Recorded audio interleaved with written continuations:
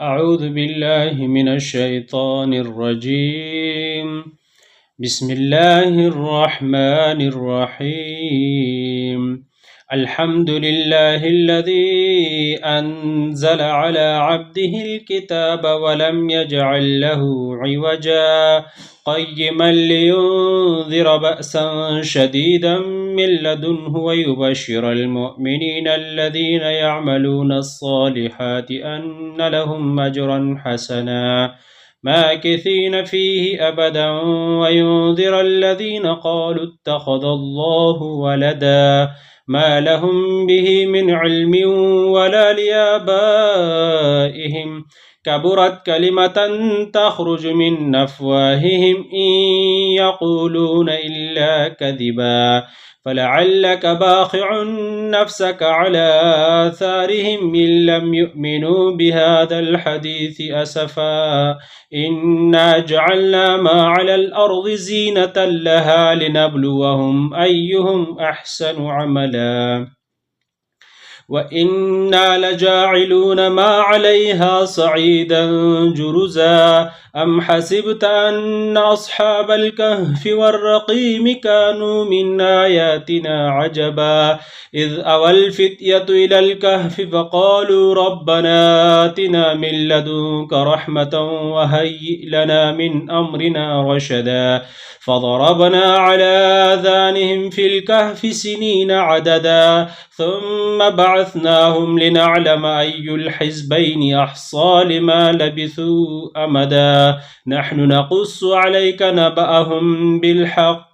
إنهم فتية آمنوا بربهم وزدناهم هدى وربطنا على قلوبهم إذ قاموا فقالوا ربنا رب السماوات والأرض لن ندع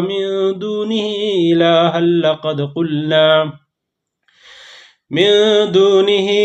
إلها لقد قلنا إذا شتطا هؤلاء قوم اتخذوا من دونه آلهة لولا يأتونا عليهم بسلطان بين فمن أظلم ممن افترى على الله كذبا وإذ اعتزلتموهم وما يعبدون إلا الله فأووا إلى الكهف ينشر لكم ربكم من رحمته ويهيئ لكم من أمركم مرفقا وترى الشمس إذا طلعت تزاور عن كهفهم ذات اليمين وإذا غربت تقرضهم ذات الشمال وهم في فجوة منه ذلك من آيات الله من يهد الله فهو المهتد ومن يضلل فلن تجد له وليا مرشدا وتحسبهم أيقاظا وهم رقود ونقلبهم ذات اليمين وذات الشمال وكلبهم باسط ذراعيه بالوصيد لو اطلعت عليهم لوليت منهم فرارا ولملئت منهم رعبا وكذلك بعثناهم ليتساءلوا بينهم قال قائل منهم كم لبثتم قالوا لبثنا يوما أو بعض يوم قالوا ربكم أعلم بما لبثتم فابعثوا أحدكم بورقكم هذه إلى المدينة فلينظر أيها أزكى طعاما فليأتكم برزق منه وليتلطف ولا يشعرن بكم أحدا إنهم إن يظهروا عليكم يرجموكم أو يعيدوكم في ملتهم ولن تفلحوا إذا أبدا وكذلك أعثرنا عليهم ليعلموا أن وعد الله حق وأن الساعة لا ريب فيها إذ يتنازعون بينهم أمرهم فقالوا بنوا عليهم بنيانا ربهم أعلم بهم قال الذين غلبوا على أمرهم لنتخذن عليهم مسجدا ويقولون 3 رابعهم كلبهم ويقولون 5 سادسهم كلبهم رجما بالغيب ويقولون 7 وثامنهم كلبهم قل ربي أعلم بعدتهم ما يعلمهم إلا قليل فلا تمار فيهم إلا مراء ظاهرا ولا تستفت فيهم منهم أحدا ولا تقولن لشيء إني فاعل ذلك غدا إلا أن يشاء الله واذكر ربك إذا نسيت وقل عسى أن يهديني ربي لأقرب منها ولبثوا في كهفهم 300 سنين وازدادوا 9 قل الله أعلم بما لبثوا له غيب السماوات والأرض أبصر به وأسمع ما لهم من دونه من ولي ولا يشرك في حكمه أحدا واتل ما أوحي إليك من كتاب ربك لا مبدل لكلماته ولن تجد من دونه ملتحدا واصبر نفسك مع الذين يدعون ربهم بالغداة والعشي يريدون وجهه ولا تعد عيناك عنهم تريد زينة الحياة الدنيا ولا تطع من أغفلنا قلبه عن ذكرنا واتبع هواه وكان أمره فرطا وقل الحق من ربكم فمن شاء فليؤمن ومن شاء فليكفر إنا أعتدنا للظالمين نارا أحاط بهم سرادقها وإن يستغيثوا يغاثوا بماء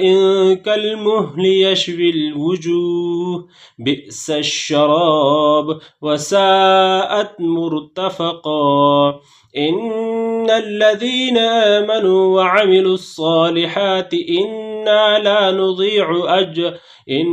لا نضيع أجر من أحسن عملا أولئك لهم جنات عدن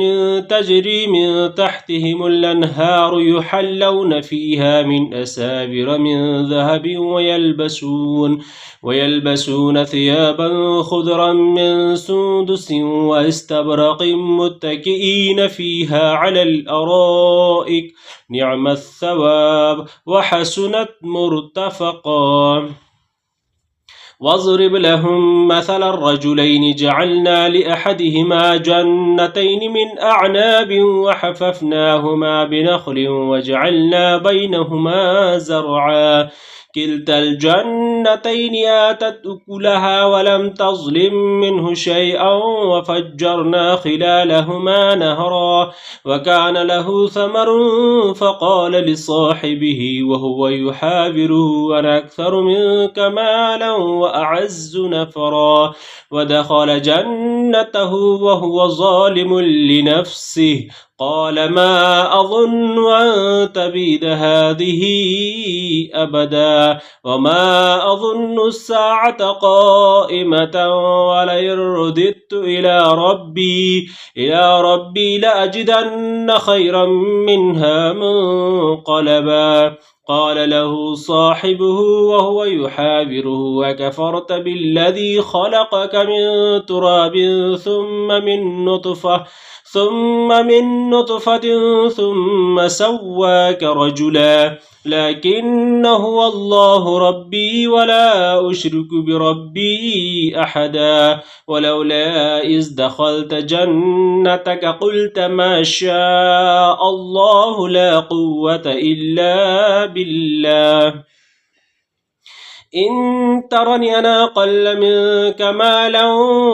وولدا فعسى ربي أن يؤتيني خيرا من جنتك ويرسل عليها حسبانا من السماء فتصبح صعيدا زلقا أو يصبح ماؤها غورا فلن تستطيع له طلبا وأحيط بثمره فأصبح يقلب كفيه على ما أنفق فيها وهي خاوية على عروشها ويقول يا ليتني لم أشرك بربي أحدا ولم تكن له فئة ينصرونه من دون الله وما كان منتصرا هنالك الولاية لله الحق هو خير ثوابا وخير عقبا واضرب لهم مثل الحياة الدنيا كماء إن أنزلناه من السماء فاختلط به نبات الأرض فأصبح هشيما تذروه الرياح وكان الله على كل شيء مقتدرا المال والبنون زينة الحياة الدنيا والباقيات الصالحات خير عند ربك ثوابا وخير أملا ويوم نسير الجبال وترى الأرض بارزة وحشرناهم فلم نغادر منهم أحدا وعرضوا على ربك صفا لقد جئتمونا كما خلقناكم أول مرة بل زعمتم أن لن نجعل لكم موعدا ووضع الكتاب فترى المجرمين مشفقين مما فيه ويقولون يا ويلتنا ما لهذا الكتاب لا يغادر صغيرة ولا كبيرة إلا أحصاها ووجدوا ما عملوا حاضرا ولا يظلم ربك أحدا وإذ قلنا للملائكة اسجدوا لآدم فسجدوا إلا إبليس كان من الجن ففسق عن أمر ربه أفتتخذونه وذريته أولياء من دوني وهم لكم عدو بئس للظالمين بدلا ما أشهدتهم خلق السماوات والأرض ولا خلق أنفسهم وما كنت متخذ المضلين عضدا ويوم يقول نادوا شركائي الذين زعمتم فدعوهم فلم يستجيبوا لهم وجعلنا بينهم موبقا ورأى المجرمون النار فظنوا أنهم مواقعوها ولم يجدوا عنها مصرفا ولقد صرفنا في هذا القرآن للناس من كل مثل وكان الإنسان أكثر شيء جدلا وما منع الناس أن يؤمنوا إذ جاءهم الهدى ويستغفروا ربهم إلا أن تأتيهم سنة الأولين أو يأتيهم العذاب قبلا وما نرسل المرسلين إلا مبشرين ومنذرين ويجادل الذين كفروا بالباطل ليدحضوا به الحق واتخذوا آياتي وما أنذروا هزوا ومن أظلم ممن ذكر بآيات ربه فأعرض عنها ونسي ما قدمت يداه إنا جعلنا على قلوبهم أكنة أن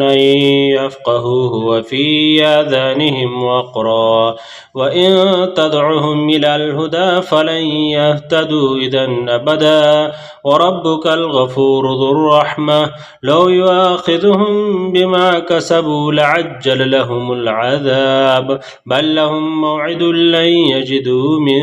دونه موئلا وتلك القرى أهلكناهم لما ظلموا وجعلنا لمهلكهم موعدا وإذ قال موسى لفتاه لا أبرح حتى أبلغ مجمع البحرين أو أمضي حقبا فلما بلغا مجمع بينهما نسيا حوتهما فاتخذ سبيله في البحر سربا فلما جاوزا قال لفتاه آتنا غداءنا لقد لقينا من سفرنا هذا نصبا قال أرأيت إذ أوينا إلى الصخرة فإني نسيت الحوت وما أنسانيه إلا الشيطان أن نذكره واتخذ سبيله في البحر عجبا قال ذلك ما كنا نبغي فارتدا على آثارهما قصصا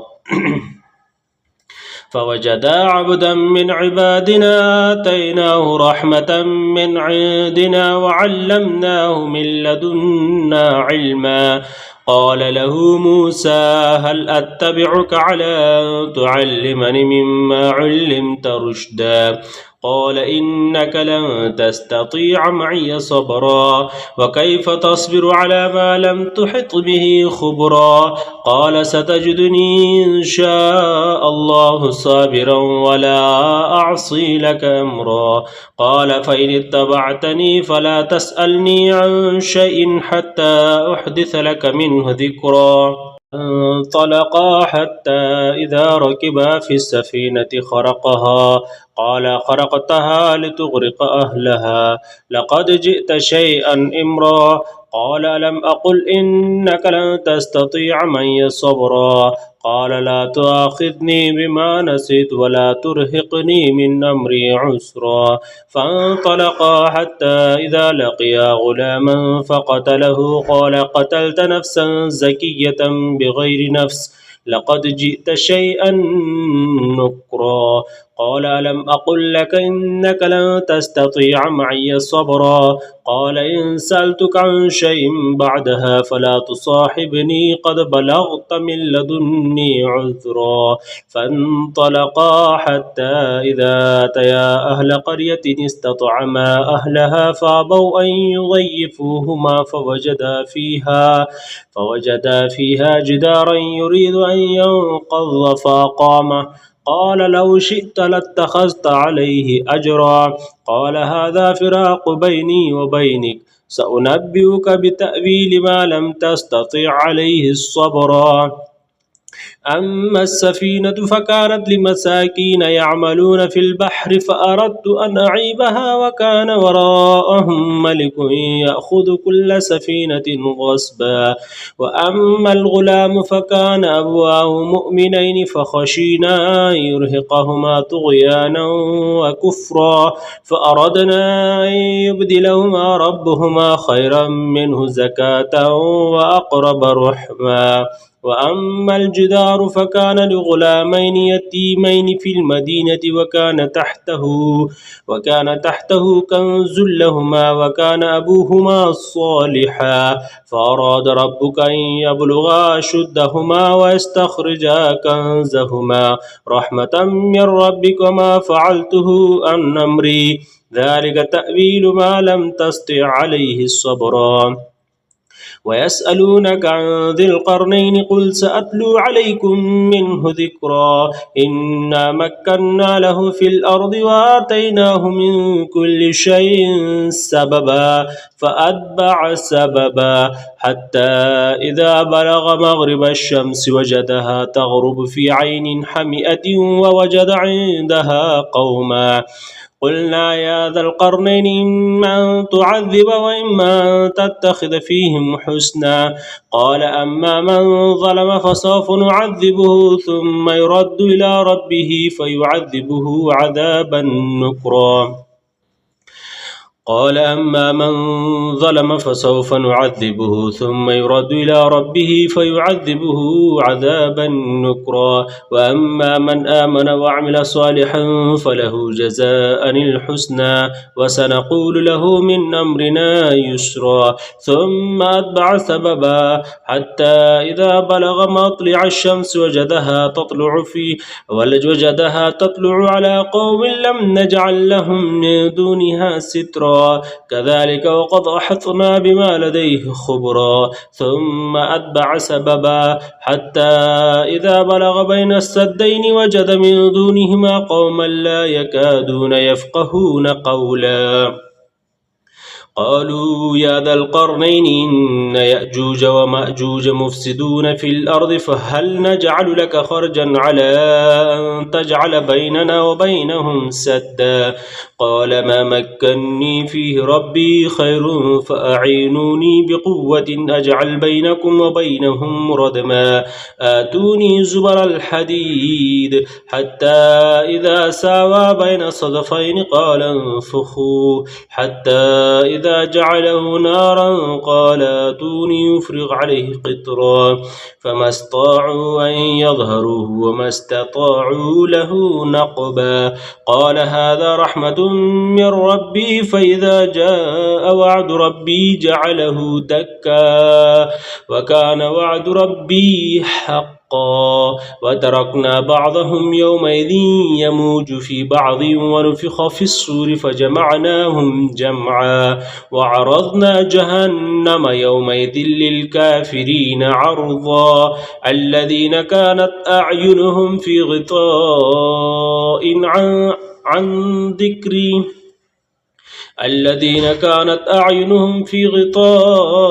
عن ذكري وكانوا لا يستطيعون سمعا أفحسب الذين كفروا أن يتخذوا عبادي من دوني أولياء إنا أعتدنا جهنم للكافرين نزلا قل هل ننبئكم بالأخسرين أعمالا الذين ضل سعيهم في الحياة الدنيا وهم يحسبون أنهم يحسنون صنعا أولئك الذين كفروا بآيات ربهم ولقائه فحبطت أعمالهم فلا نقيم لهم يوم القيامة وزنا ذلك جزاؤهم جهنم بما كفروا واتخذوا آياتي ورسلي هزوا إن الذين آمنوا وعملوا الصالحات كانت لهم جنات الفردوس نزلا خالدين فيها لا يبغون عنها حولا قل لو كان البحر مدادا لكلمات ربي لنفد البحر قبل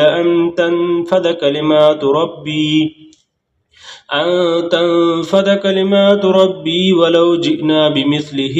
مددا قل إنما أنا بشر مثلكم يوحى إلي أنما إلهكم إله واحد فمن كان يرجو لقاء ربه فليعمل عملا صالحا ولا يشرك بعبادة ربه أحدا.